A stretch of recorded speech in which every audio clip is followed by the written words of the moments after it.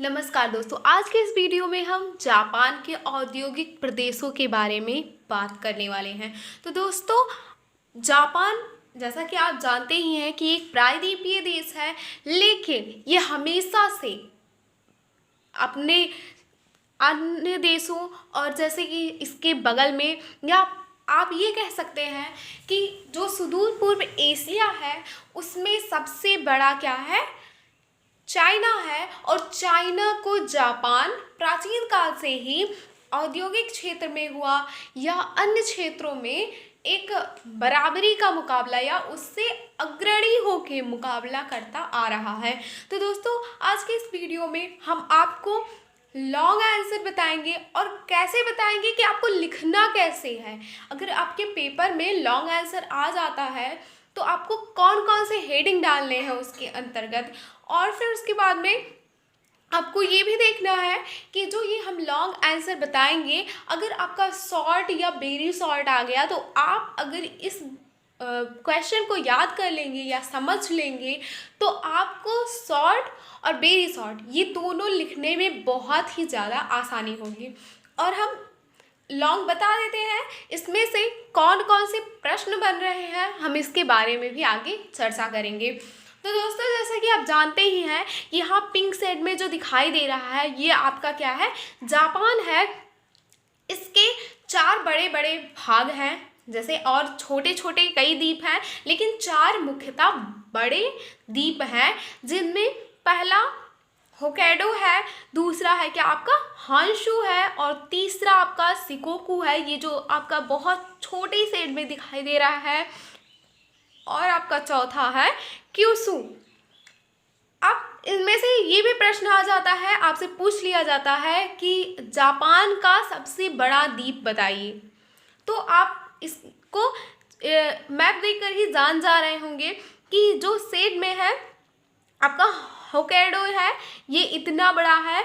Honshu यहाँ से लेकर आपका यहाँ तक का है, यानी कि ये आपको मैप देखने से ही पता चल जाता है कि ये क्या है, आपका हॉन्शू सबसे बड़ा द्वीप है। अगर आपकी पेपर में ये प्रश्न या एग्जाम हॉल में ये प्रश्न पूछ लिया जाता है कि जापान का सबसे बड़ा द्वीप कौन सा है, तो आप क्या कहेंगे कि जापान का सबसे बड़ा द्वीप क्या है, हॉन्शू है। और इसका क्षेत्रफल अगर पूछ लिया जाता है आपसे तो आप बताएंगे कि 2,30,772 वर्ग किलोमीटर क्या है, हॉन्शू का आपका जो है क्षेत्रफल है।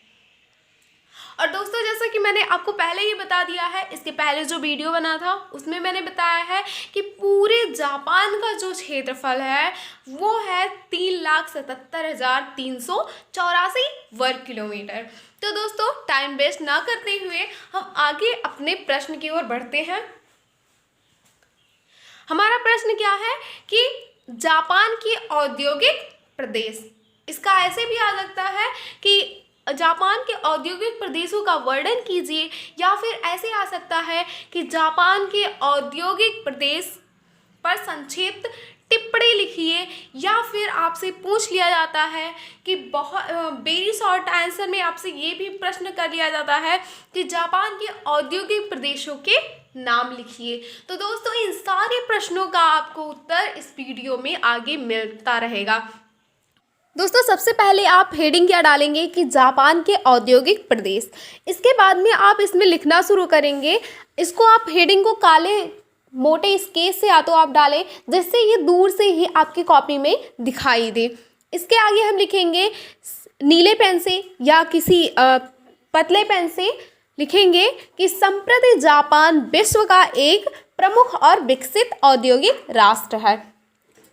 यहाँ पर आप जैसे पहले भी जानते हैं कि यहाँ पे प्राचीन काल से ही लघु और कुटीर उद्योग प्रचलित रहा है, तो इसको भी हम इसमें लिख देंगे कि यहाँ पर घरेलू व कुटीर उद्योग प्राचीन काल से ही प्रचलित है। लेकिन जो यहाँ का आधुनिक औद्योगिकरण की नींव पड़ी वो कितने में पड़ी, 1894 ईस्वी में पड़ी। और इसके पश्चात यहाँ की जो औद्योगिक प्रगति है वो होती रही। लेकिन जो द्वितीय विश्व युद्ध हुआ उसमें जापान को बहुत ज़्यादा क्षति प्राप्त हुआ, क्योंकि यहाँ पर जैसा आप जानते ही हैं कि अमेरिका ने जापान पर क्या किया, परमाणु हमला कर दिया था हिरोशिमा और नागासाकी में। तो इससे जापान बहुत क्षतिग्रस्त हो गया और युद्धोपरांत इस देश ने औद्योगिक संरचना का पुनर्गठन एवं पुनर्विकास शुरू कर दिया, क्योंकि ये क्षतिग्रस्त तो हो ही गया था, लेकिन धीरे धीरे ये अपना डेवलपमेंट करता रहा और डेवलप करते करते वह स्थिति प्राप्त कर ली जो युद्ध से पूर्व किसकी थी, ब्रिटेन की थी। और इसीलिए इसे जापान का को पूरब का ब्रिटेन भी कहा जाता है। जापान को क्या कहा जाता है, पूरब का ब्रिटेन कहा जाता है। हम इसमें दूसरा हेडिंग क्या डालेंगे कि जापान एक विकसित औद्योगिक प्रदेश। चूँकि जापान एक बहुत ही विकसित औद्योगिक प्रदेश के रूप में भी उभर रहा है और प्राचीन काल से ही उभरता आ रहा है, तो हम ये भी हेडिंग डाल देंगे और इसके अंतर्गत लिखेंगे कि जापान के पास ना तो अपना पेट्रोलियम है और ना कोयला और ना ही कपास, फिर भी विश्व का कोई भी देश ऐसा नहीं है जो इससे गाड़ी बनाने में, कैमरे, टेलीविज़न, सूती वस्त्र या जलपोत निर्माण, इन सभी चीज़ों में अग्रणी होने में सक्षम हो। तीसरा आपका हेडिंग क्या पड़ेगा कि जापान का औद्योगिक क्षेत्र में स्थान, मतलब जापान का औद्योगिक क्षेत्रों में क्या स्थान है, तो लिखेंगे कि जलपोत निर्माण, वैद्युत सामान, कैमरा सदृश यंत्रों में विश्व का प्रथम व मोटर गाड़ी, कृत्रिम रेशे, टेलीविज़न, सूती रेशमी वस्त्र निर्माण में द्वितीय स्थान व इस्पात, प्लास्टिक, सीमेंट, साइकिल, मोटरसाइकिल के निर्माण में विश्व में सबसे बड़ा तृतीय राष्ट्र है। मतलब कि इन सारी चीज़ों में वो फर्स्ट पोजीशन, सेकंड पोजीशन और थर्ड पोजीशन ले रखा है। किसने? जापान ने। फिर इसके बाद में हम आ जाते हैं औद्योगिक मेखला। तो दोस्तों, जैसा आप जानते ही हैं या अगर नहीं जानते हैं तो हम आपको बता दे रहे हैं कि जापान की मुख्य औद्योगिक मेखला में 4 औद्योगिक प्रदेश स्थित हैं। इसमें पहला है किहीन या क्वांटो औद्योगिक प्रदेश, दूसरा है आपका हानसिन या किनकी औद्योगिक प्रदेश, तीसरा आपका है चुक्यो या नागोया औद्योगिक प्रदेश, चौथा है कॉनमन औद्योगिक प्रदेश या इसे किताक्यूसु नाम से भी जाना जाता है। अब दोस्तों, हम इसको, चूँकि ये लॉन्ग आंसर है तो इसके बारे में भी हम थोड़ा थोड़ा लिख देंगे, लेकिन इससे पहले हम ये जान लेते हैं कि ये जो औद्योगिक मेखला है ये कहाँ पर स्थित है। तो जापान की मुख्य औद्योगिक मेखला प्रशांत तट पर उत्तर पूर्व में टोक्यो, याकोहामा से आंतरिक सागर तट से होते हुए दक्षिण पश्चिमी में उत्तरी क्यूसू तक विस्तृत है। मतलब इसका एरिया कहाँ है? प्रशांत तट से लेके उत्तर पूर्व में टोक्यो याकोहामा के आंतरिक सागर तट से होते हुए कहाँ है? दक्षिण पश्चिम में उत्तरी क्यूसू तक विस्तृत है।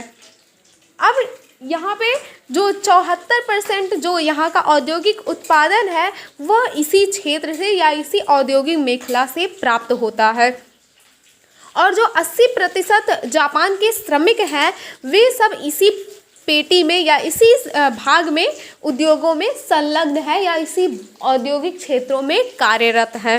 फिर उसके बाद में यहाँ संपूर्ण जापान की 85% लौह इस्पात, 68% 68% अभियांत्रिकी सामान, 50% रसायन तथा 61% वस्त्रोद्योग और अन्य प्रकार के कारखाने इसी मेखला में केंद्रित हैं। मतलब जो इंडस्ट्रियल एरिया है पूरा जापान का वो इसी एरिया में सबसे ज़्यादा है।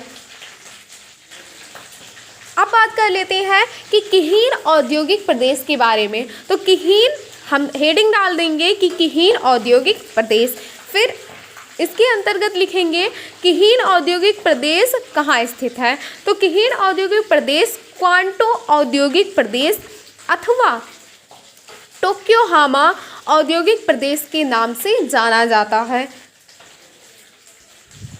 यह औद्योगिक प्रदेश टोक्यो की खाड़ी के एकदम टॉप पर या सिरे पर स्थित क्वांटो मैदान से में विस्तृत है, जो होन्शु द्वीप का बृहत्तम मैदान है, जो सबसे बड़ा द्वीप है जापान का होन्शु द्वीप, वहाँ का यह क्या है, सबसे बृहत्तम मैदान है।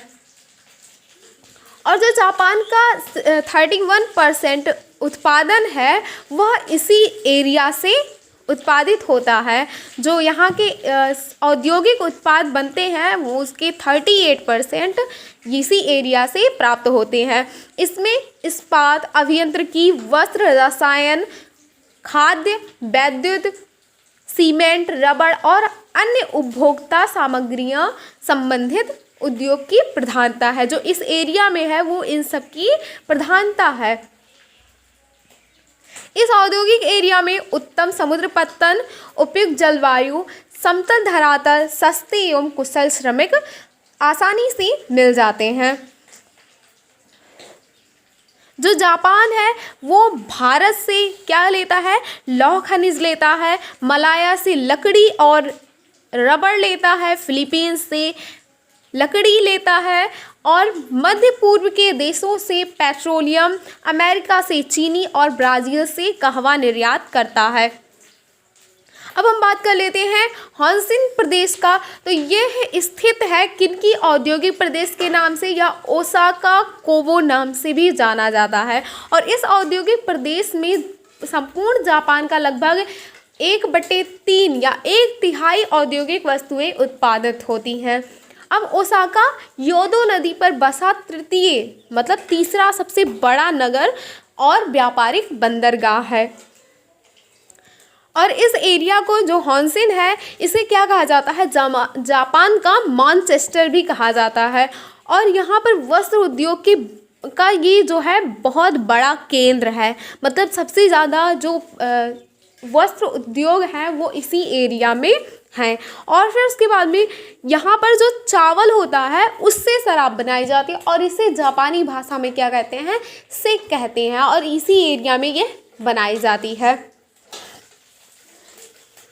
अब बात कर लेते हैं चुक्यो औद्योगिक प्रदेश की। तो ये आइजे खाड़ी के उत्तर, बीबा झील के उत्तर पूर्व, किसो नदी द्वारा निर्मित नोबी मैदान में विस्तृत है।